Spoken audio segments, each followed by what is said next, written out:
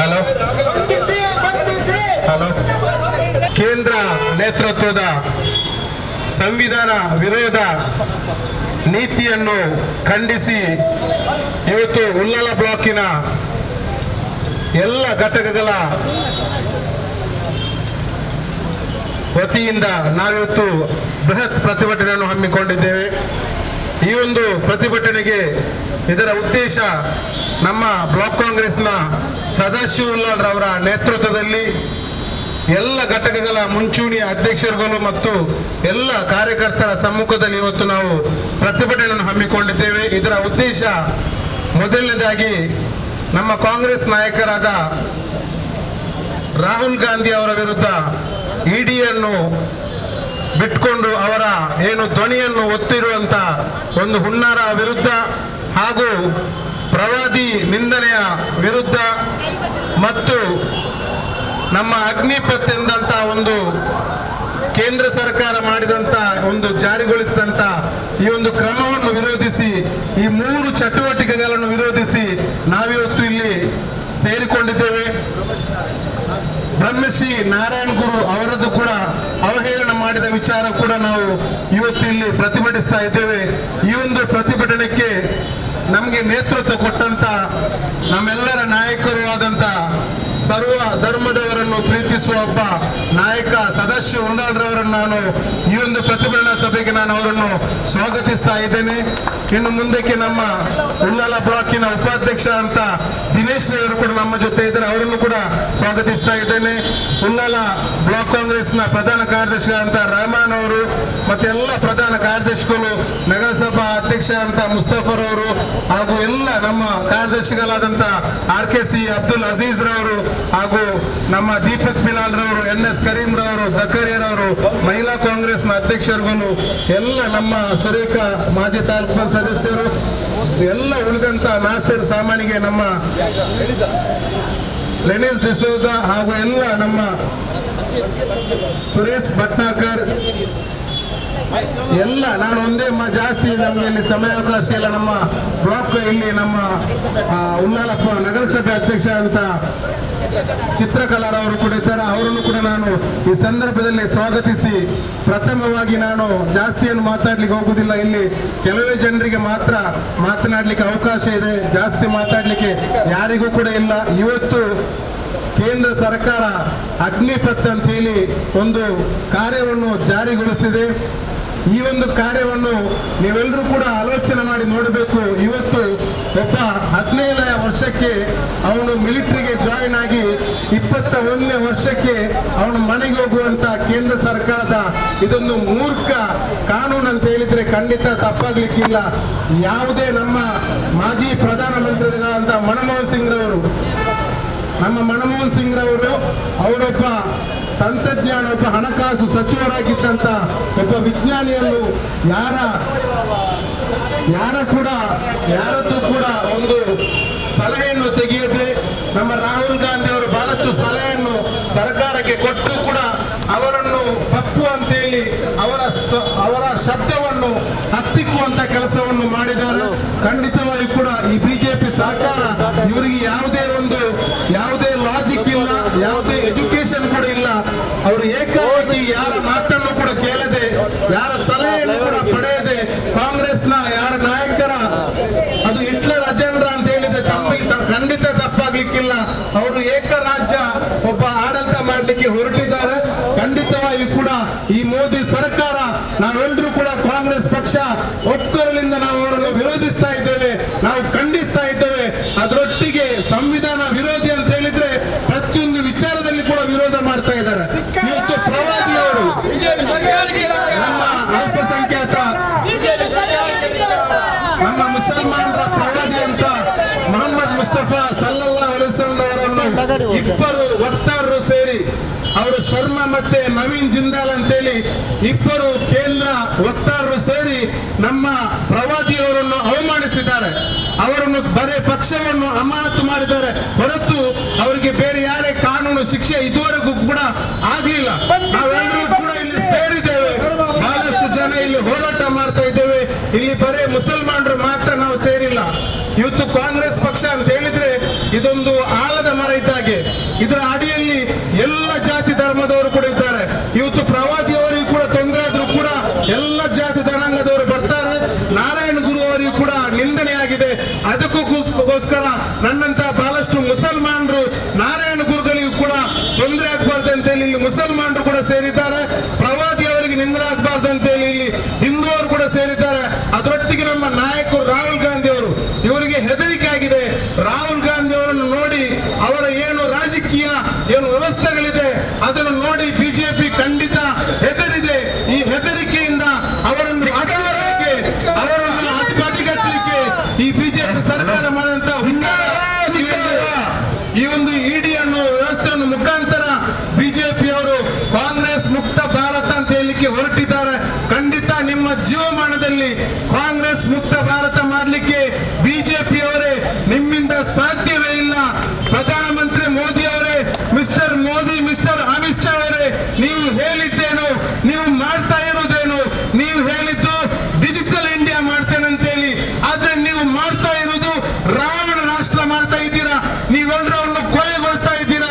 ಈ ದೇಶವನ್ನು ಇಡೀ ದೇಶ ಶಾಯಿವಾಗಿ ಮಾಡ್ತಾ ಇದ್ದೀರಾ. ಈ ದೇಶದಲ್ಲಿ ಬದುಕಲಿಕ್ಕೂ ಕೂಡ ಯುವಕರು ಇವತ್ತು ಕೆಲಸ ಇಲ್ಲದೆ ಸಾಯ್ತಾ ಇದ್ದಾರೆ. ಆದ್ರೂ ಕೂಡ ಅಗ್ನಿಪಥ ಅಂತ ಹೇಳಿ ನೀವು ಯೋಜನೆ ತಂದಿದ್ದೀರಾ. ಒಂದು ಸ್ವಲ್ಪ ಆದ್ರೂ ನಿಮಗೆ ಜ್ಞಾನ ಆದಿತ್ಯ ಪ್ರಧಾನಮಂತ್ರಿ ಅವರೇ, ಒಬ್ಬ ಸಣ್ಣ ಹುಡುಗ ಕೂಡ ನಿಮಗೆ ಬೆಲೆ ಕೊಡದ ರೀತಿಯಲ್ಲಿ ನೀವು ವರ್ತಿಸ್ತಾ ಇದ್ದೀರಾ. ಮುಂದೊಂದು ದಿನ ಎಲ್ಲ ಯುವಕರು ನಿಮ್ಮನ್ನು ಮನೆ ಬಿಟ್ಟು ಹೊರಗೆ ಬಾರದಾಗಿ, ನಿಮ್ಮನ್ನು ಮನೆಯಲ್ಲೇ ಉಳಿಸುವ ಹಾಗೆ ಖಂಡಿತ ಮಾಡೇ ಮಾಡ್ತಾರೆ. ಎಲ್ಲ ಯುವಕರು ಒಟ್ಟಾಗಿ ನಿಮ್ಮ ಮುಂದೆ ಬಂದು ನಿಲ್ಲುವಂತ ಕಾಲ ಬಹಳಷ್ಟು ದೂರ ಇಲ್ಲ, ಬಹಳಷ್ಟು ಹತ್ತಿರ ಇದೆ ಅಂತ ಹೇಳಿ ಈ ಸಂದರ್ಭದಲ್ಲಿ ಹೇಳಿಕೊಳ್ಳುತ್ತಾ ಎಲ್ಲರಿಗೂ ವಂದಿಸಿ ನಾನು ಮಾತನ್ನು ಮುಗಿಸ್ತೇನೆ. ಬಿಜೆಪಿ ಸರ್ಕಾರಕ್ಕೆ,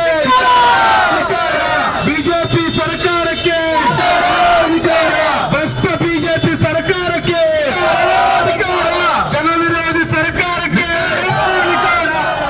ಮಿಸ್ಟರ್ ಮೋದಿ, ಮೋದಿ, ಮೋದಿ, ಮೋದಿ, ಮೋದಿ, ಮೋದಿ. ಸಭೆಯನ್ನು ಉದ್ದೇಶಿಸಿ ಜಿಲ್ಲಾ ಕಾಂಗ್ರೆಸ್ನ ಹಿರಿಯ ಉಪಾಧ್ಯಕ್ಷರಾದಂಥ ಸನ್ಮಾನ್ಯ ಟಿ.ಎಸ್. ಅಬ್ದುಲ್ ಅವರು ಎರಡು ಮಾತನಾಡಬೇಕಾಗಿ ಇವತ್ತು ಈ ಪ್ರತಿಭಟನೆಯನ್ನು ಬ್ಲಾಕ್ ಕಾಂಗ್ರೆಸ್ ವತಿಯಿಂದ ಎಲ್ಲ ಮುಂಚೂಣಿ ಘಟಕಗಳ ಸಹಯೋಗದೊಂದಿಗೆ ಇವತ್ತು ಮಾಡಿದ್ದೇವೆ. ನೀವು ದಯವಿಟ್ಟು ಈಗ ಈ ಸಭೆಯಲ್ಲಿ ನಮ್ಮ ಉಪಸ್ಥಿತಿರುವಂಥ ಎಲ್ಲ ನಾಯಕರುಗಳೇ ಮತ್ತು ಪಕ್ಷದ ಕಾರ್ಯಕರ್ತರೇ, ನಾವು ಭಾರತೀಯ ಜನತಾ ಪಕ್ಷದ ನೇತೃತ್ವದ ಕೇಂದ್ರ ಸರ್ಕಾರದ ವಿರುದ್ಧ ಇವತ್ತು ಪ್ರತಿಭಟನೆ ಮಾಡ್ತಾ ಇದ್ದೇವೆ. ಇವತ್ತು ಏನಾಗಿದೆ ಅಂತ ಹೇಳಿದ್ರೆ, ಇಡಿಯನ್ನ ತನ್ನ ಮನೆಯ ಸುತ್ತಿನಂತೆ ಮಾಡಿಕೊಂಡು ವಿರೋಧ ಪಕ್ಷದ ನಾಯಕರಾದಂಥ ರಾಹುಲ್ ಗಾಂಧಿ ಅವರನ್ನು, ಸೋನಿಯಾ ಗಾಂಧಿ ಅವರನ್ನು, ಕಾಂಗ್ರೆಸ್ ಪಕ್ಷದ ಎಲ್ಲ ನೇತಾರರನ್ನು ಸಿಲುಕಿಸುವಂತ ಪ್ರಯತ್ನವನ್ನು ಕೇಂದ್ರ ಸರ್ಕಾರ ಮಾಡ್ತಿದೆ. ಒಂದು ಮಾತನ್ನು ಹೇಳಿಕ್ಕೆ ಇಚ್ಛೆ ಪಡ್ತಾ ಇದ್ದೇನೆ.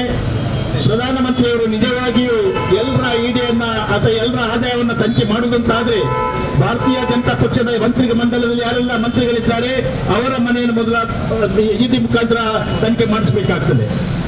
ಸನ್ಮಾನ್ಯ ಅಮಿತ್ ಶಾ ಅವರ ಮಗನ ಆಸ್ತಿ ಪಾಸ್ತಿ ಎಷ್ಟಿತ್ತು, ಭಾರತೀಯ ಜನತಾ ಪಕ್ಷ ಅಧಿಕಾರಕ್ಕೆ ಬರೋ ಮೊದಲು 8 ವರ್ಷದ ಮೊದಲಿನ ಆಸ್ತಿ ಪಾಸ್ತಿ ಎಷ್ಟು, ಇವತ್ತಿನವರ ಆಸ್ತಿ ಪಾಸ್ತಿ ಎಷ್ಟಿದು, ಇವರ ಬಗ್ಗೆ ಯಾಕೆ ಇಡಿ ಸಂಸ್ಥೆ ತನಿಖೆ ನಡೆಸ್ತಾ ಇಲ್ಲ, ಇದನ್ನು ಮೊದಲು ಮಾಡಬೇಕು. ಆಗ ನಾವು ಇದನ್ನು ಒಪ್ಪಂತ ವ್ಯವಸ್ಥೆ.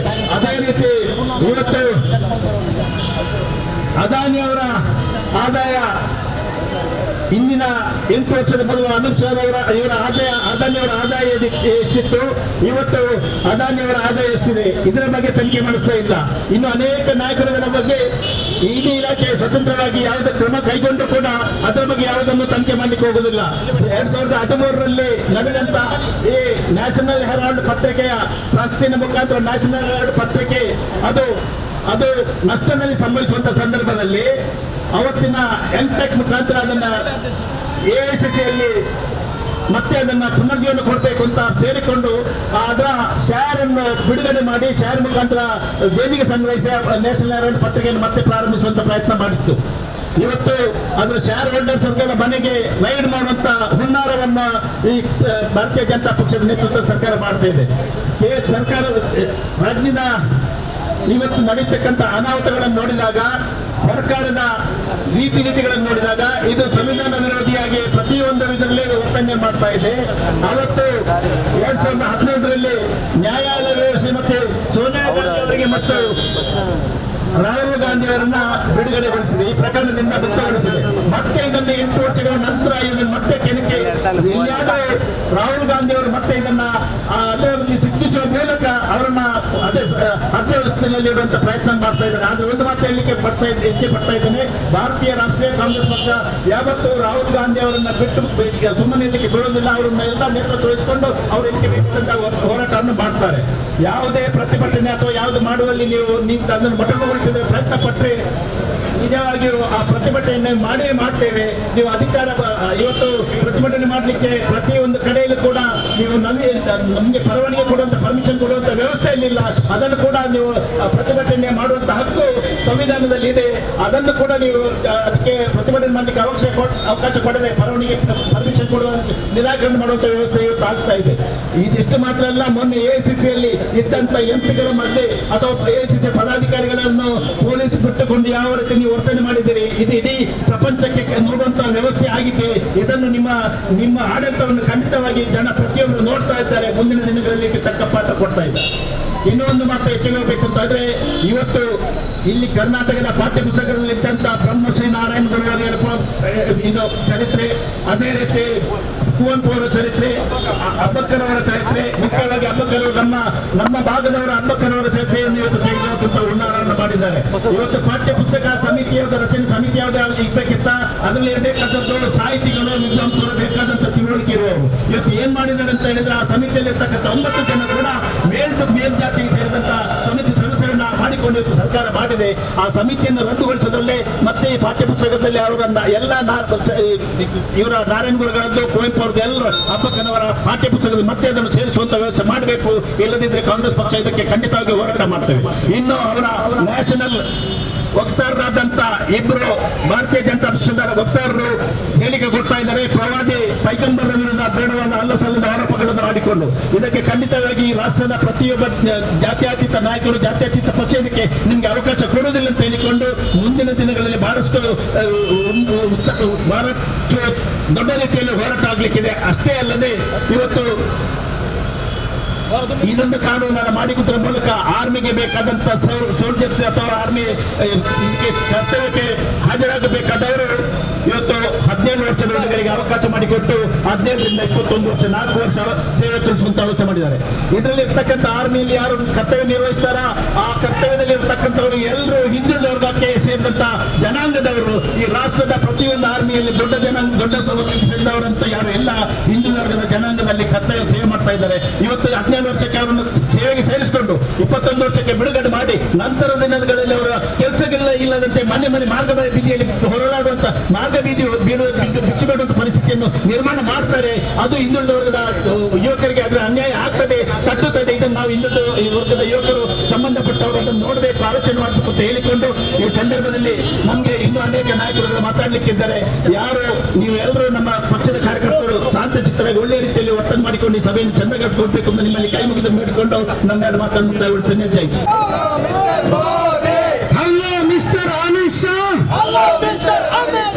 ಹೇಳಿದ್ದೇನೋ ಮಾಡಿದ್ದೇನೋ, ಹೇಳಿದ್ದು ಡಿಜಿಟಲ್ ಇಂಡಿಯಾ,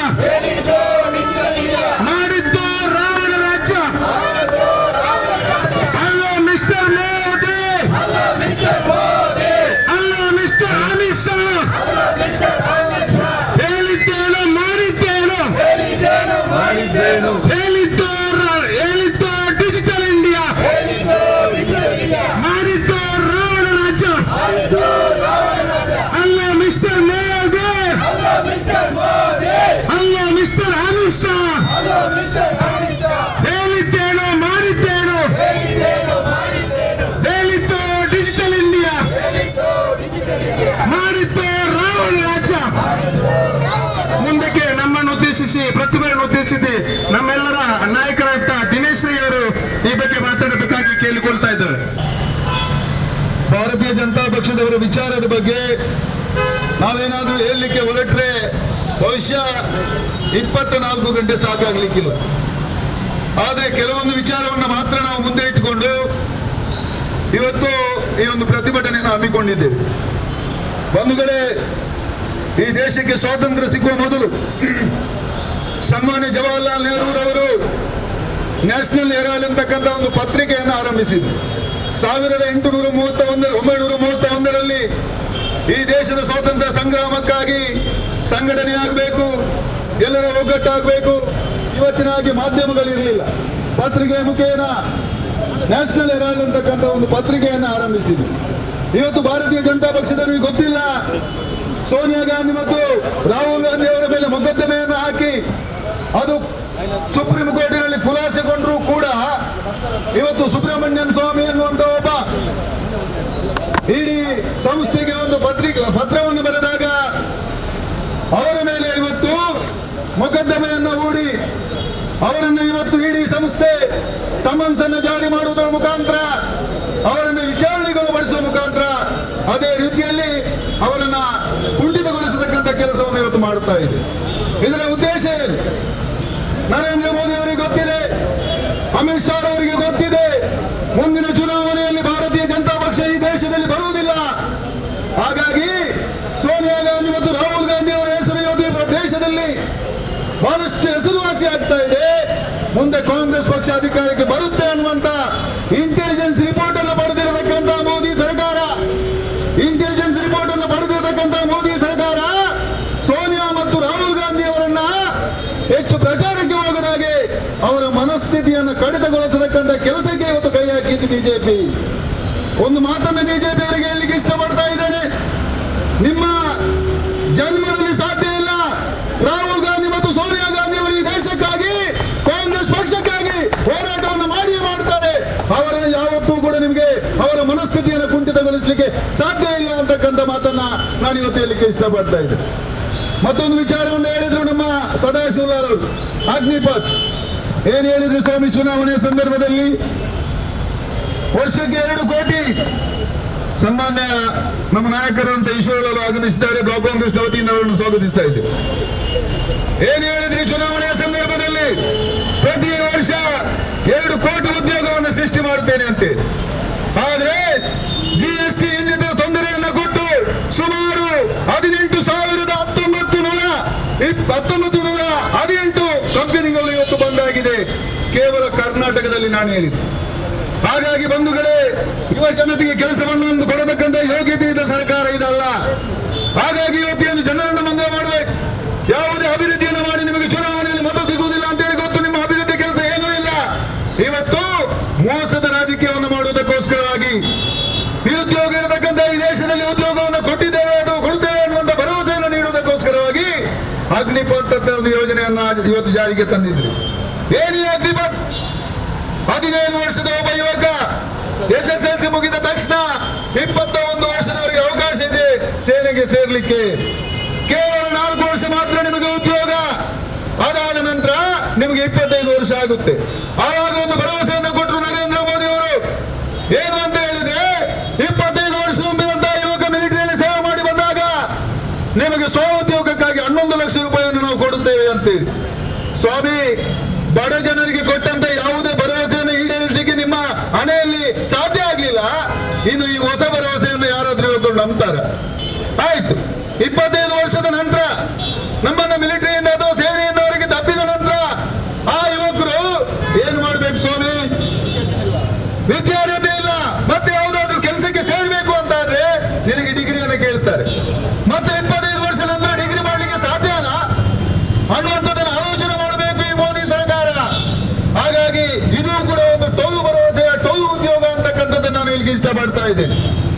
ಮತ್ತೊಂದೇನು ಮಾಡಿದ್ರಿ? ಯಾವತ್ತೂ ಕೂಡ ಹಿಂದುತ್ವ ಮಾತಾಡ್ತಾರಲ್ಲ ಬಿಜೆಪಿ ಅವರೇ. ಇವತ್ತು ನಮ್ಮ ಪ್ರಶ್ನೆಗೆ ಉತ್ತರ ಕೊಡಿ ನೀವು. ಬ್ರಹ್ಮಶ್ರೀ ನಾರಾಯಣ ಗುರುಗಳನ್ನ ಅವರ ಚರಿತ್ರೆ ಮುಂದಿನ ಭವಿಷ್ಯದ ಮಕ್ಕಳಿಗೆ ತಿಳಿಯಬಾರದು ಅನ್ನುವಂತ ಕಾರಣಕ್ಕಾಗಿ ಯಾಕಿರಬಹುದು, ಅವರ ತತ್ವ ಏನಿದೆ, ಒಂದೇ ಜಾತಿ, ಒಂದೇ ಮತ, ಒಂದೇ ಧರ್ಮ, ಇದು ಬಿಜೆಪಿ ಅವರಿಗೆ ಆಗೋದಿಲ್ಲ. ಬಿಜೆಪಿ ಮತೀಯವಾದಂತಹ ಪಕ್ಷ. ಹಾಗಾಗಿ ನಾರಾಯಣಗುರು ಅವರ ತತ್ವ ಆದರ್ಶ ನಿಮಗೆ ಆಗುವುದಿಲ್ಲ, ಕಾರಣಕ್ಕೂ ಅನ್ನೋ ವಂಶ ಗೊತ್ತಿಲ್ಲ. ಪಠ್ಯ ಪುಸ್ತಕದಲ್ಲಿ ಇತಿಹಾಸದಿಂದ ಇತ್ತು ಅವರ ಹೆಸರು. ಬರಗೂರು ರಾಮಚಂದ್ರ ಅವರ ಅಧ್ಯಕ್ಷತೆಯಲ್ಲಿ ಸನ್ಮಾನ್ಯ ಸಿದ್ದರಾಮಯ್ಯ ಅವರು ಮುಖ್ಯಮಂತ್ರಿ ಇದ್ದಂತಹ ಸಂದರ್ಭದಲ್ಲಿ ಆದಂತಹ ಕಮಿಟಿಯಲ್ಲಿ ಎಲ್ಲಾ ಜಾತಿ ಎಲ್ಲ ಸಮುದಾಯ ಸಾಹಿತಿಗಳು, ಕವಿಗಳು ಎಲ್ಲರನ್ನ ಸೇರಿ ಒಂದು ಸಮಿತಿಯನ್ನು ಮಾಡಿದ್ರು.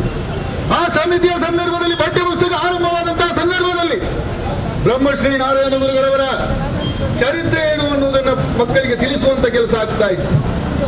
ಅದನ್ನ ನೀವು ತೆಗೆಯುವ ಮುಖಾಂತರ ನಾನಿವತ್ತು ಬಿಜೆಪಿಯಲ್ಲಿರ್ತಕ್ಕಂಥ ಬಿಲ್ಲವ ಸಮುದಾಯದ ನಾಯಕರ ಹತ್ರ ಕೇಳಲಿಕ್ಕೆ ಇಷ್ಟಪಡ್ತಾ ಇದ್ದೇನೆ. ಕಾಂಗ್ರೆಸ್ನ ವೇದಿಕೆ ನೀವು ಅದರಲ್ಲೂ ಕೂಡ ಕೋಟೆ ಶ್ರೀನಿವಾಸ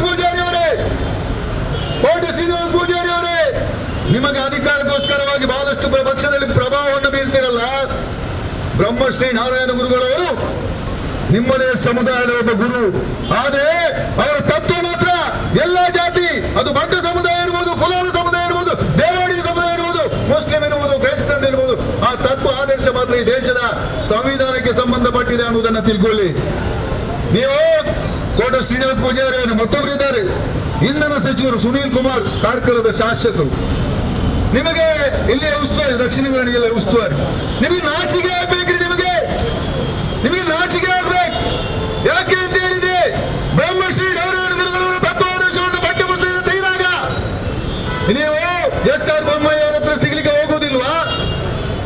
ಆ ಶಿಕ್ಷಣ ಮಂತ್ರಿ ಒಬ್ಬ ನಾಗೇಶ್ ಅಂತ ಹೇಳಿದ್ದಾರೆ, ಸಿ ನಾಗೇಶ, ಪಿ ನಾಗೇಶ ಏನೊಬ್ರು ಇದ್ದಾರೆ. ಅವರ ಹತ್ರ ಹೋಗಿ ಸಿಕ್ಕಿ ಈ ವಿಚಾರ ಇಡೀ ನಮ್ಮ ಸಮುದಾಯಕ್ಕೆ ಸಂಬಂಧಪಟ್ಟಂತಹ ವಿಚಾರ, ಇದು ಈಡಿಗ ಸಮುದಾಯಕ್ಕೆ ಸಂಬಂಧಪಡುತ್ತೆ, ಬಿಲ್ಲವ ಸಮುದಾಯಕ್ಕೆ ಸಂಬಂಧಪಡುತ್ತೆ, ಎಲ್ಲದಕ್ಕೂ ಸಂಬಂಧಪಟ್ಟಂತ ಈ ವಿಚಾರವನ್ನು ಬ್ರಹ್ಮಶ್ರೀ ನಾರಾಯಣ ಗುರುಗಳ ಹೆಸರನ್ನು ತೆಗೆಯಬಾರದು, ಆ ಪಠ್ಯ ಪುಸ್ತಕವನ್ನ ಹಾಗೇ ಇಡಬೇಕು ಅಂತ ಹೇಳ್ಬೋದು. ಇವತ್ತು ಮೊನ್ನೆ ಏನ್ ಹೇಳಿದ್ರಿ ಎಸ್.ಆರ್. ಬೊಮ್ಮಾಯಿ ಅವರೇ, ಏನ್ ಹೇಳಿದ್ರಿ? ನಮ್ಮ ಅದರ ಜೊತೆಯಲ್ಲಿ ರಾಣಿ ಅಪ್ಪಕ್ಕರವರ ಹೆಸರನ್ನು ಕೂಡ, ಅವರ ಛತ್ರವನ್ನು ಕೂಡ ಇವತ್ತು ತೆಗೆದಿದ್ದಾರೆ.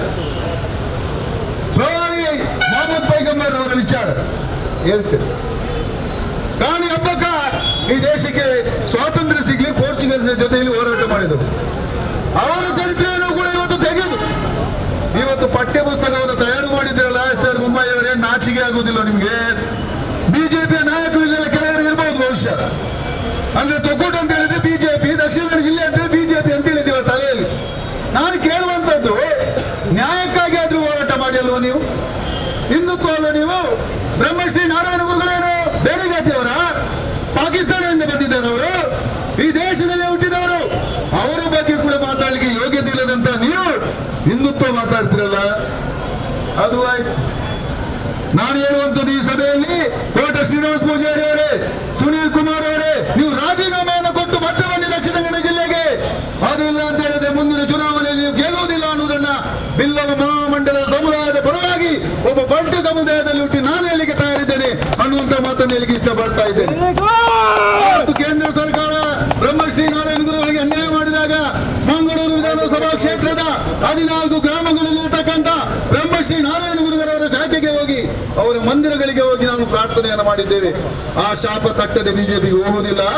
ಹಾಗಾಗಿ ಇನ್ನೊಂದು ವಿಚಾರವನ್ನು ಹೇಳಿಕೆ ನಂದಿದ್ದೇನೆ, ಇಂಪಾರ್ಟೆಂಟ್ ವಿಚಾರ. ಪ್ರವಾದಿ ಮೊಹಮ್ಮದ್ ಪೈಗಂಬರ್ ಹೆಸರೆತ್ತುವಾಗಲೇ ನಮಗೆಲ್ಲ ಆ ಒಂದು ಪ್ರವಾದಿ ಮೊಹಮ್ಮದ್ ರವರ ಆ ತತ್ವ ಆದರ್ಶ ಸಂದೇಶ ಏನು ಸಮಾಜಕ್ಕೆ ಸಾರಿದ್ದಾರೆ ಅನ್ನೋದು ನಮ್ಗೆ ಗೊತ್ತಾಗುತ್ತೆ. ಸಮಾಜದಲ್ಲಿ ಯಾರೂ ಮೇಲೂ ಅಲ್ಲ, ಯಾರೂ ಕೀಳು ಅಲ್ಲ, ಎಲ್ಲರೂ ಸಮಾನರು ಅನ್ನುವಂತಹ ಸಂದೇಶವನ್ನು ಸಾರಿದಂತಹ ಪ್ರವಾದಿ ಮೊಹಮ್ಮದ್ ಪೈಗಂಬರ್ ಅವರಿಗೆ ಕೂಡ ಅವಮಾನ ಮಾಡಿದ್ರು ಬಿಜೆಪಿ ಅವರೇ. ಇದು ಕೇಂದ್ರದ ಮಂತ್ರಿಗಳಿಗೆ ಗೊತ್ತಿಲ್ಲದೆ ಮಾಡಿದ್ದ ಅಧ್ಯಕ್ಷರೇ, ಕೇಂದ್ರದ ಮಂತ್ರಿಗಳಿಗೆ ಗೊತ್ತಿಲ್ಲದೆ ಮಾಡಿದ್ದಲ್ಲ, ಬೇಕು ಬೇಕಂತ ಹೇಳಿ ಮಾಡಿದ್ದು. ಅಲ್ಪಸಂಖ್ಯಾತ ಸಮುದಾಯದ ಮುಸಲ್ಮಾನರಿಗೆ ತೊಂದರೆ ಬೇಸರ ಆಗಬೇಕು ಅನ್ನುವಂಥ ಉದ್ದೇಶಕ್ಕಾಗಿ ಮಾಡಿ, ಬಹುಸಂಖ್ಯಾತ ಹಿಂದೂಗಳಿಗೆ ಏನಾದರೂ ಖುಷಿಯಾಗಿ ಮತ್ತೆ ಹಿಂದೂಗಳ ಮತ ಹೆಚ್ಚು ಸಿಗುತ್ತೆ ಅನ್ನುವಂಥ ಕಾರಣಕ್ಕಾಗಿ ನೀವು ಮಾಡಿದ್ದೀರಿ. ಆದ್ರೆ ನಾನು ಹೇಳ್ತೇನೆ, ಇದೆಲ್ಲವನ್ನು ಕೊಡುವಂತ ದೇವರಿದ್ದಾರೆ, ಎಲ್ಲವನ್ನು ನೋಡಲಿಕ್ಕೆ ದೇವರು ಅಂತೇಳಿ ಒಬ್ಬರಿದ್ದಾರೆ. ಖಂಡಿತವಾಗಿಯೂ ನೋಡ್ತಾರೆ. ನಿಮಗೆ ಬಿಜೆಪಿ ಅವರಿಗೆ ಶಾಪ ತಟ್ಟುತ್ತೆ ಅಂತಕ್ಕಂಥ ಮಾತನ್ನ ನಾನು ಇಲ್ಲಿ ಇಷ್ಟಪಡ್ತಾ ಇದ್ದೇನೆ.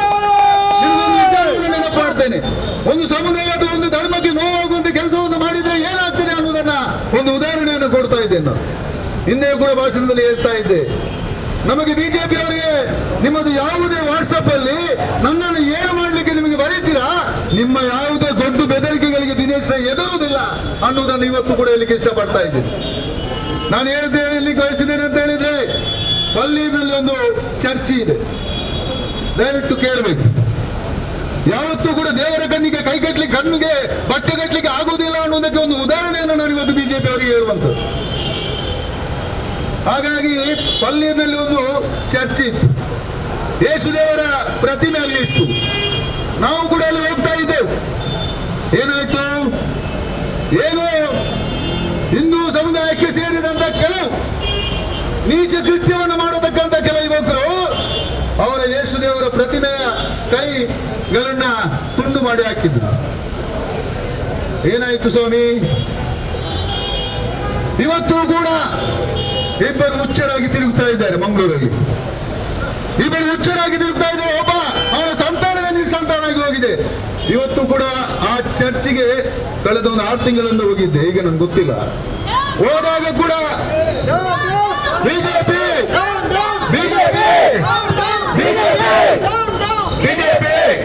ಇವತ್ತು ಹೇಗಿದೆ ಅಂತ ಗೊತ್ತಿಲ್ಲ. ಅಲ್ಲಿ ಹೋದಾಗ ಚರ್ಚಿನಲ್ಲಿ ಅದೇ ಪ್ರತಿಭೆಯನ್ನು ಇಟ್ಟಿದ್ರು. ನಾನು ಕೇಳಿದೆ, ಏನು ಸ್ವಾಮಿ ಇದನ್ನ ಬೇರೆ ವಸತಿಯನ್ನು ಹಾಕ್ಲಿಲ್ಲ ಅಂತ. ಅವ್ರು ಹೇಳಿದ್ರು, ವಸತಿ ಮಾಡ್ಲಿಕ್ಕೆ ನಮ್ಮಲ್ಲಿ ತೊಂದರೆ ಇಲ್ಲ, ಆದ್ರೆ ಇದನ್ನು ಯಾರಾದ್ರೂ ಬಂದು ನೋಡಿ ಆ ದೇವರಲ್ಲಿ ಪ್ರಾರ್ಥನೆ ಮಾಡಿದ್ರೆ ಅವ ಮಾಡಿದವ ಯಾರಿದ್ದಾನಲ್ಲ ಅವನ ಸಂತಾನ ಕುಟುಂಬ ಸರ್ವನಾಶ ಆಗ್ಬೇಕು ಅನ್ನುವಂತ ಕಾರಣಕ್ಕಾಗಿ ಮಾಡಿ. ಇದು ಯಾಕೆ ಹೇಳ್ತಾ ಇದ್ದೀನಿ ಅಂತ ಹೇಳಿದ್ರೆ, ನಾವೆಲ್ಲ ಒಂದು ಜಾತ್ಯತೀತ ಪಕ್ಷದಲ್ಲಿ, ಜಾತ್ಯತೀತ ನೆಲೆಯಲ್ಲಿ, ಜಾತ್ಯತೀತ ಸಂಬಂಧವನ್ನು ಇಟ್ಕೊಂಡು ನಾವು ಜೀವನವನ್ನು ಮಾಡತಕ್ಕಂಥವ್ರು. ಯಾವ ಗೊಡ್ಡು ಬೆದರಿಕೆ ಯಾರಿಗೂ ನಾವು ಹೆದರುವಂತ ಪ್ರಶ್ನೆನೇ ಬರುವುದಿಲ್ಲ. ನೀವು ವಾಟ್ಸಪ್ ಅಲ್ಲಿ ಹಾಕಿ ಅಥವಾ ಇಂದಿನ ಹಾಕಿ ಅಥವಾ ಫಾರಿನಿಂದ ಕರೆ ಮಾಡಿ ಅಥವಾ ಎಲ್ಲರಿಗೂ ಕರೆ ಮಾಡಿ, ನನ್ನ ಕರೆ ಮೊಬೈಲ್ ಫೋನ್ ಇದ್ದಾಗ ನಿಮ್ಮ ಫೋನ್ ಅನ್ನು ತೆಗೆತೇನೆ, ಮಾತಾಡ್ತೇನೆ. ಇದು ಕಾಂಗ್ರೆಸ್ ಕೊಟ್ಟ ಶಕ್ತಿ ನನಗೆ. ಇದು ಕಾಂಗ್ರೆಸ್ ಕೊಟ್ಟ ಶಕ್ತಿ, ಜಾತ್ಯತೀತ ನಿಲುವಿನಿಂದ ಉಂಟಾಗಿರತಕ್ಕಂಥ ಶಕ್ತಿ. ಈ ರೀತಿ ಮಾತನಾಡ್ಲಿಕ್ಕೆ ನನಗೆ ಕಲಿಸಿಕೊಟ್ಟವರು ಸನ್ಮಾನ್ಯ ಈಶ್ವರಲ್ಲ, ಮಾತಾಡಬೇಕು ನೇರವಾಗಿ ಅಂತ. ಹಾಗಾಗಿ ನಾನು ಯಾವತ್ತೂ ಕೂಡ ನೇರವಾಗಿ ಮಾತಾಡುವುದು. ಇನ್ನು ಕೊನೆಯದಾಗಿ ಒಂದು ವಿಚಾರವನ್ನು ಹೇಳಿ ನನ್ನ ಮಾತನ್ನು ಮುಗಿಸ್ತಾ ಇದ್ದೇನೆ. ಬಂಧುಗಳೇ, ನರೇಂದ್ರ ಮೋದಿ ಸರ್ಕಾರವಾಗಿ ನಮಗೆ ನೆಮ್ಮದಿ ಇರಲ್ಲ. ಹಾಗಾಗಿ ನರೇಂದ್ರ ಮೋದಿ ಸರ್ಕಾರಕ್ಕೆ, ನರೇಂದ್ರ ಮೋದಿ ಸರ್ಕಾರಕ್ಕೆ, ನರೇಂದ್ರ ಮೋದಿ ಸರ್ಕಾರಕ್ಕೆ, ರೈತರ ವಿರೋಧಿ ಬಿಜೆಪಿ ಸರ್ಕಾರಕ್ಕೆ, ಬಡವರ ವಿರೋಧಿ ಬಿಜೆಪಿ ಸರ್ಕಾರಕ್ಕೆ. ಮುಂದಕ್ಕೆ ನಮ್ಮನ್ನೆಲ್ಲರನ್ನು ಉದ್ದೇಶಿಸಿ ಮಹಿಳಾ ಕಾಂಗ್ರೆಸ್ ಅಧ್ಯಕ್ಷರಾದಂತ ಚಂದ್ರಿಕಾ ರೈ ಅವರು ಮಾತಾಡಬೇಕಾಗಿ ಕೇಳ್ಕೊಳ್ತಾ ಇದ್ದಾರೆ. ಇನ್ನು ಜನಕ್ಕೆ ನಡುಟು ಲಡಾಯ ಮಲ್ಪಾವನಂಚಿನ ಒಂಜಿ ಅವರನ್ನು ಅಕಲು ಮಲ್ತೊಂದುಲ್ಲೇರು. ಜಾತಿ ಧರ್ಮ ಪಂಡದು ನಮ್ಮನ್ನು ಮಾತೆಲ್ಲ ಒಗ್ಗಟ್ಟಿತ್ತಿನಗ್ಲೇನು ದೂರ ಮಲ್ಪನಂಚಿನ ಒಂಜಿ ಕೆಲಸ ಇನಿ ಈ ಬಿಜೆಪಿ ಗವರ್ಮೆಂಟ್ ಮಲ್ತೊಂದುಂಡು. ಒಂಜಿ ನಮ್ಮ ಭಾರತ ದೇಶ ಪಂಡ ಒಂಜಿ ಪೊಲ್ಲುದ ತೋಟೋಡು ಏತು ನಮ್ಮದ ಪೂಕುಲುಪ್ಪ ಅಂಜನೆ ನಮ್ಮ ದೇಶಡು ಮಾತ ಜಾತಿ ಧರ್ಮದ ಕಲುಪ್ಪುನಂಚಿನವು ನಮಗೆ ತೆರಿನಂಚಿನ ವಿಷಯ. ಅಂಡ ಇಂಚಪೂರ ಮಲ್ಪನಾಗ ಮಸ್ತ್ ಬೇಜಾರಾಪುಂಡು. ರಾಜಕೀಯ ಓಲು ಮಲ್ಪೊಡ ಅವಲೇ ಮಲ್ಪೊಡು. ಪ್ರತಿಯೊಂದು ವಿಷಯ ರಾಜಕೀಯ ಮಲ್ತುಂಡ ನಮಗೆ ಏತ್ ಬಂಗಾಪುಂಡು ಪಂಪಿನ ನಮ್ಮ ಇನಿ ತಗೊಂದುಂಡ. ಅವತ್ತಂದೆ ಇನಿ ಅಗ್ನಿಪತ್ ಪಂಪಿನ ಹೊಸ ಒಂಜಿ ವಿಷಯನು ಕನೆತದು ನಮ್ಮ ಚವನರೇನು ಸಾಧಿಕ ಪಾಡುನಂಚಿನ ಒಂಜಿ ಕೆಲಸ ಈ ಬಿಜೆಪಿ ಸರ್ಕಾರ ಮಲ್ತೊಂದುಂಡು. ಅವತ್ತಂದೆ ನಮ್ಮ ಪಾಠ್ಯ ಪುಸ್ತಕ ಇನಿ ಎತ್ತೋ ಸಬ್ಜೆಕ್ಟ್ ಒಂದು ಎತ್ತಬಾರ್ದೇರು ಅವಳ ಎಡ್ಡೆಡ್ಡ ಸಬ್ಜೆಕ್ಟ್ ದಾದ ಪಂಡ ನಮ್ಮ ಊರುದನೆ ಒಂದು ಸಬ್ಜೆಕ್ಟ್ ನೇದೇರು ಪಂಡ ಬಾರಿ ಬೇಜಾರಾಪುಂಡು. ಉಳ್ಳಾಲದ ಹಬ್ಬಕ್ಕ ರಾಣಿನ ಆ ಒಂಜಿ ಎಡ್ಡೆ ಪಾಠನೇ ಇನಿ ಆ ಬುಕ್ ಕೊಟ್ಟು ದೇದೇರು. ಇನಿ ದಕ್ಷಿಣ ಕನ್ನಡ ಈತ್ ಮಾತು ನಮ್ಮ ಕುಡ್ಲಾಡ ಮಿನಿಸ್ಟರ್ ನಕಲು ಉಳ್ಳೇರು ಅಕ್ಲವೆನ್ ತೂತಿ ಸೇರು ಪಂಡ ಬಾರಿ ಬೇಜಾರಾಪುಂಡು. ನಾನು ಪೂರ ಎಂಗುಲು ಮಹಿಳಾ ಕಾಂಗ್ರೆಸ್ ಮಹಿಳಾ ಕಮಿಟಿದ ಪರವಾದ ಎಂಗುಲು ಮಾತೆಲ್ಲ ನಾನು ಖಂಡನೆ ಮಲ್ತಂದುಲ್ಲ ಪನ್ನೊಂದು ಎನ್ನ ರಡ್ಡ ಪಾತೆರಗೋ ಚುಕ್ಕದಿ. ನಮ್ಮ ದಿನೇಶ್ ಅವರೊಂದು ಮಾತು ಹೇಳಿದರು, ಕಾಂಗ್ರೆಸ್ ಪಕ್ಷ ಅಂತ ಹೇಳಿದ್ರೆ ಸರ್ವ ಧರ್ಮಗಳ ಒಂದು ಪಕ್ಷ. ಇದಕ್ಕೆಂದು ಜಾತಿ ಎಂಬುದು ಇಲ್ಲ, ನಾವೆಲ್ಲರೂ ಕೂಡ ಒಂದೇ ಜಾತಿಗೆ ಸೇರಿದಂಥ ಒಂದು ಪಕ್ಷ. ಇದನ್ನು ನಮಗೆ ಯಾರು ಕಳಿಸಿಕೊಟ್ಟಿದ್ದಾರೆ ಅಂತ ಹೇಳಿದರೆ ನಾವು ಆಲೋಚನೆ ಮಾಡಬೇಕು. ಈ ದೇಶ ಸ್ವಾತಂತ್ರ್ಯ ಸಿಗುವಂಥ ಮೊದಲು ತನ್ನೆಲ್ಲ ಜೀವನದ ಸ್ವತ್ತುಗಳನ್ನು ದಾನ ಮಾಡಿ ಬರೇ ಬಟ್ಟೆಯಲ್ಲಿ ಸ್ವಾತಂತ್ರ್ಯಕ್ಕೆ ಹೋರಾಟ ಮಾಡಿದಂಥ ನಮ್ಮ ಈ ದೇಶದ ಮಹಾತ್ಮರಾಗಿರ್ತಕ್ಕಂಥ ಮಹಾತ್ಮ ಗಾಂಧೀಜಿಯವರು. ನಾನು ಅವರ ಅನನ್ಯವಾದ ದೊಡ್ಡ ಭಕ್ತ. ನಮಗೆ ಯಾವುದು ಕೂಡ ಯಾವುದೇ ಬಟ್ಟೆ, ಯಾವುದೇ ಜಾತಿ, ಯಾವುದೇ ಮತ ಇಲ್ಲ. ಆದ್ದರಿಂದ ಇವತ್ತು ನಮ್ಮ ಪಕ್ಷ ಒಟ್ಟಾಗಿ ಸೇರಿ ನಾವು ದೇಶದಾದ್ಯಂತ ಇವತ್ತು ಕೇಂದ್ರದಲ್ಲಿರ್ತಕ್ಕಂಥ ಬಿಜೆಪಿ ಸರ್ಕಾರದ ವಿರುದ್ಧ ನಾವು ಇವತ್ತು ಹೋರಾಟವನ್ನು ಮಾಡ್ತೇವೆ. ವಿಷಯ ಇಷ್ಟೇ, ಇವತ್ತು ರಾಹುಲ್ ಗಾಂಧಿ ಅವರು, ಸೋನಿಯಾ ಗಾಂಧಿ ಅವರು ಬಗ್ಗೆ ಈ BJP ಅವರು ED ಮುಖಾಂತರ ಅವರಿಗೆ ನೋಟಿಸ್ ಕೊಟ್ಟು ಇವತ್ತು 4 ದಿವಸದಿಂದ ಅವರನ್ನು ತನಿಖೆ ಮಾಡ್ತಾ ಇದ್ದಾರೆ. ಒಂದು ನಾನು ಕೇಳ್ತೇನೆ, BJP ಅವರೇ, ನೀವು ಯಾರೆಲ್ಲ ಸ್ವಾತಂತ್ರ್ಯ ಹೋರಾಟಗಾರರು ನಿಮ್ಮ ಪಕ್ಷದಲ್ಲಿದ್ದಾರೆ? ನಿಮ್ಮ ಚಡ್ಡಿ ಹಾಕಿಕೊಂಡಿದ್ದೀರಿ ಮಾತ್ರ ಹೊರತು ನೀವೇನು ಸ್ವಾತಂತ್ರ್ಯಕ್ಕೆ ಹೋರಾಟ ಮಾಡಿದಿರಿ?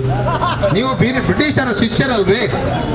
ನೀವು ಸ್ವತಂತ್ರ ಹೋರಾಟ ಮಾಡುವಾಗ ನಿಮ್ಮ ನಾಯಕರೆಲ್ಲ ಎಲ್ಲಿ ನಾವು ಸ್ಟ್ರೈಕ್ ಮಾಡ್ತಿರುವಂಥ ನಮ್ಮ ಪಕ್ಷದ ನಮ್ಮ ನಾಯಕರು ಮಾಡುವಾಗ ನೀವೇನು ಲೈಟ್ ಕಂಬದಲ್ಲಿ ನಿಂತು ನಮ್ಮನ್ನು ವಿಮರ್ಶೆ ಮಾಡಿದಂಥ ಚರಿತ್ರೆಯಲ್ಲಿದೆ.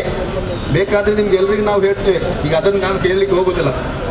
ಇವತ್ತು ರಾಜೀವ್ ಗಾಂಧಿ, ಸೋನಿಯಾ ಗಾಂಧಿ ಮತ್ತು ರಾಹುಲ್ ಗಾಂಧಿ ಅವರ ಬಗ್ಗೆ ಮಾತಾಡುವಂಥ ಯೋಗ್ಯತೆ ಇರುವತಕ್ಕಂಥ ಯಾರಾದರೂ ಒಬ್ಬರು ನಾಯಕರು BJPಯಲ್ಲಿದ್ದಾರಾ? ಯೋಚನೆ ಮಾಡಿ. ರಾಹುಲ್ ಗಾಂಧಿ, ಸೋನಿಯಾ ಗಾಂಧಿ ಅವರ ಪತಿಯವರು ರಾಜೀವ್ ಗಾಂಧಿ, ಇಂದಿರಾ ಗಾಂಧಿ, ಪಂಡಿತ್ ಜವಾಹರ್ಲಾಲ್ ನೆಹರು, ಮೋತಿಲಾಲ್ ನೆಹರು ಏನು ಭಿಕ್ಷುಕರಂತ ಎನಿಸಿದ್ದೀರಾ ನೀವು? ನಿಮ್ಮಲ್ಲಿ ಎಷ್ಟು ಜನ ಕೋಟ್ಯಾಂತರ ಹಣ ಇದ್ದವರಿದ್ದೀರಿ? ನೀವೆಲ್ಲ ಭಿಕ್ಷುಕರು. ಅವರು ಕೋಟ್ಯಾಧಿಪತಿಗಳು. ಇಡೀ ದೇಶದ ಮೂಲೆ ಮೂಲೆಗಳಲ್ಲಿ ಈ ದೇಶದಲ್ಲಿ ಬೇಕಾದಂಥ ವ್ಯವಸ್ಥೆ, ಆಸ್ತಿ, ಅಂತಸ್ತಿರ್ತಕ್ಕಂಥ ಒಬ್ಬ ಕುಟುಂಬಕ್ಕೆ ಸೇರಿದಂಥ ಪಂಡಿತ್ ಜವಾಹರ್ಲಾಲ್ ತಂದೆ ನೆಹರೂರವರು. ಇದು ನಿಮಗೆ ಗೊತ್ತಿಲ್ಲ. ನೀವೇನೋ ಇವತ್ತು ಕಡಲೆಕಾಯಿ ತಿಂದಂಥವ್ರು ನೀವೆಲ್ಲ ರಾಜಕೀಯದಲ್ಲಿ ಬಂದು ತಲೆ ಹೊಡೆದು ಹಣ ಮಾಡಿ ಇವತ್ತು ನೀವು ನಮ್ಮ ಕಾಂಗ್ರೆಸ್ ಪಕ್ಷ ನೆಹರೂರವ್ರನ್ನು, ಮೋತಿಲಾಲ್ ನೆಹರೂರನ್ನು, ರಾಜೀವ್ ಗಾಂಧಿಯವ್ರನ್ನು, ಸೋನಿಯಾ ಗಾಂಧಿಯವ್ರನ್ನು, ರಾಹುಲ್ ಗಾಂಧಿಯವ್ರನ್ನು ನೀವು ಟೀಕೆ ಮಾಡ್ತೀರಿ, ಅವರ ಬಗ್ಗೆ ಅಪಮಾನ ಮಾಡ್ತೀರಿ. ನಿಮ್ಮ ಯೋಗ್ಯತೆ ಏನು ಅಂತ ಇಲ್ಲಿ ಅರ್ಥ ಆಗ್ತದೆ. ಅವರು ನಿಮ್ಮ ಹಾಗೆ ಭಿಕ್ಷೆ ಬೇಡಿ ರಾಜಕೀಯ ಮಾಡಿದವರಲ್ಲ. ತನ್ನಲ್ಲಿರ್ತಕ್ಕಂಥ ಎಲ್ಲ ಸಂಪತ್ತನ್ನು ಈ ದೇಶಕ್ಕೆ ದಾನ ಮಾಡಿದಂಥ ಒಂದು ಕುಟುಂಬ ಇದ್ರೆ ಅದು ನೆಹರು ಕುಟುಂಬ, ಮೋತಿಲಾಲ್ ಅವರ ಕುಟುಂಬ. ಇದನ್ನು ನೀವು ಕೈ ಮುಗಿದು ಪ್ರಾರ್ಥನೆ ಮಾಡಿ ಅವರಿಗೆ. ನೀವೇನು ಇವತ್ತು ಹೊಟ್ಟೆದೊಂದಿಗೆ 40% ಹಣ ತೆಗೆದುಕೊಂಡು ನೀವು ಹೊಟ್ಟೆ ತುಂಬಿಸಿದ್ದೀರೇ ಹೊರತು ನೀವೇನು ಈ ದೇಶಕ್ಕೆ ಮಾಡಲಿಲ್ಲ. ನಿಮಗೆ ಇನ್ನೊಂದು ಮಾತು ಹೇಳ್ತೇನೆ. ಇವತ್ತು ನಿಮ್ಮೆಲ್ಲ ಚರಿತ್ರೆಗಳು ಪತ್ರಿಕೆಯಲ್ಲಿ ಬರ್ತಾ ಇದೆ. ಏನು ಬರ್ತದೆ? ನಾವು ಇವತ್ತು ಪತ್ರಿಕೆಯಲ್ಲಿ ಇರುವುದಕ್ಕೆ ಫಸ್ಟ್ ಮೆಂಟ್ ಕೊಡುವುದೇ ಹೊರತು ಬೇರೆ ಏನಿದೆ ಮಾಡಿದ್ದೀನಿ. ಇವತ್ತಲ್ಲಿ 3-4 ಚಿತ್ರಗಳು ನಿಮ್ಮ ಅಡ್ವರ್ಟೈಸ್ಮೆಂಟ್ಗಳು ಪತ್ರಿಕೆಯಲ್ಲಿ ಬರ್ತದೆ. ಇದರಿಂದ ಏನಾಗಿದೆ ಹೇಳಿ? ದೇಶಕ್ಕೆ ಏನಾಗಿದೆ? ಇವತ್ತಿನ ದಿನದಲ್ಲಿ ನಮ್ಮ ದೇಶದ ಪ್ರಧಾನ ಮಂತ್ರಿಯವರು ಯೋಗಾಸನ ಮಾಡ್ತಿದ್ದಾರೆ. ಇದು ಬೇಕಾ? ಎಷ್ಟು ಕೋಟಿ ರೂಪಾಯಿ ಖರ್ಚು ಮಾಡ್ತಾರೆ ಇದಕ್ಕೆ? ಇದು ಯಾರ ಹಣ? ನಮ್ಮ ಹಣ.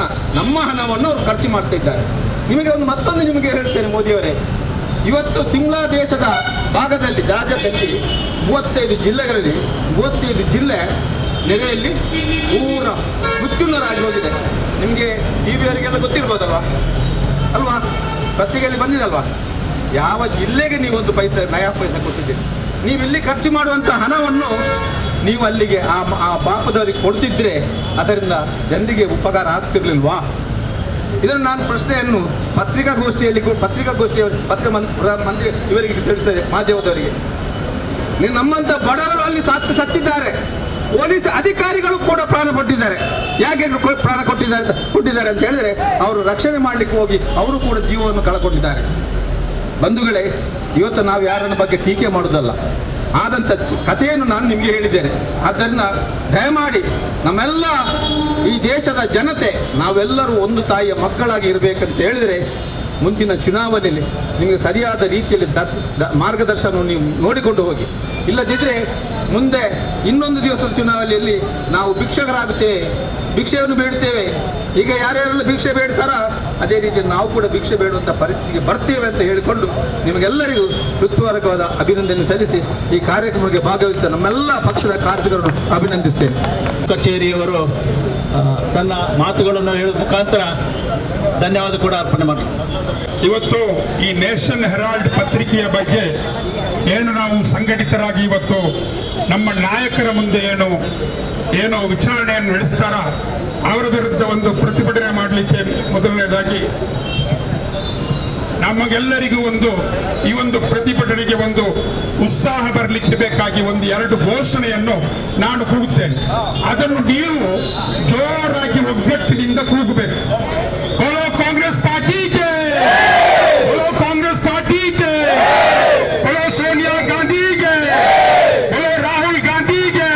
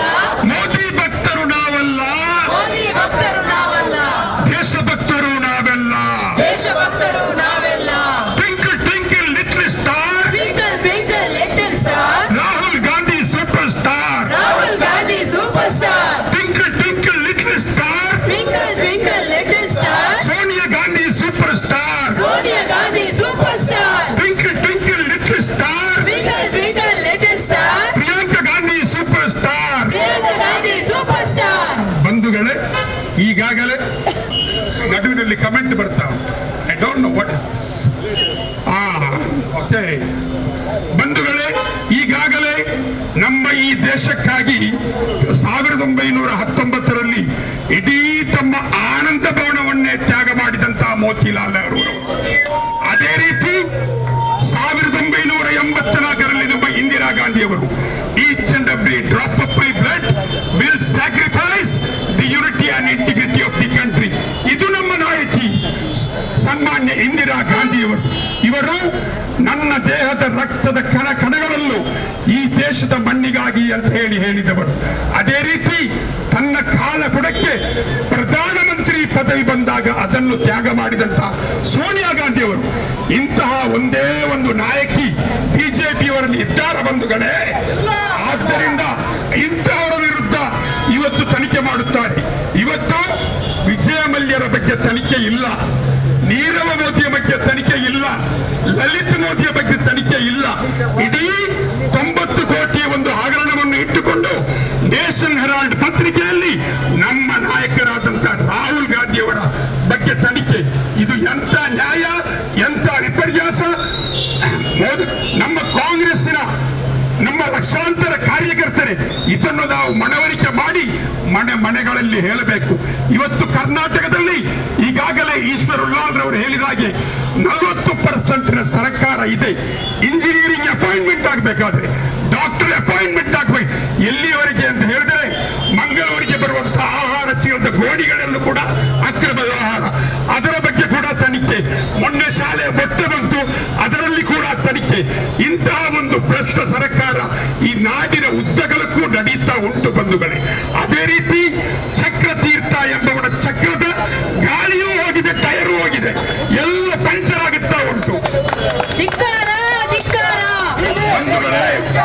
ಬಂಧುಗಳೇ, ನಾಡಗೀತೆಯನ್ನು ರಚಿಸಿದಂತ ಕುವೆಂಪು ನಮಗೆ ಬೇಡ ಇವತ್ತು ಪಠ್ಯಪುಸ್ತಕದಲ್ಲಿ. ಅದೇ ರೀತಿ ಇವ ನಾರವ ಎಂದ ಬಸವಣ್ಣ ನಮಗೆ ಬೇಡ. ಆ ಸಮುದಾಯದವರು ಇವತ್ತು ಎದುರು ವಾಲ್ಮೀಕಿ ಬೇಡರ ಸಂಘದವ ಅಂತ ಹೇಳುವವರು, ಅವರನ್ನು ಕೂಡ ಇವತ್ತು ಈ ಪಠ್ಯಪುಸ್ತಕದಲ್ಲಿ ಪರಿಷ್ಕರಣೆ ಮಾಡುವಂತ ಒಂದು ಪದ್ಧತಿ.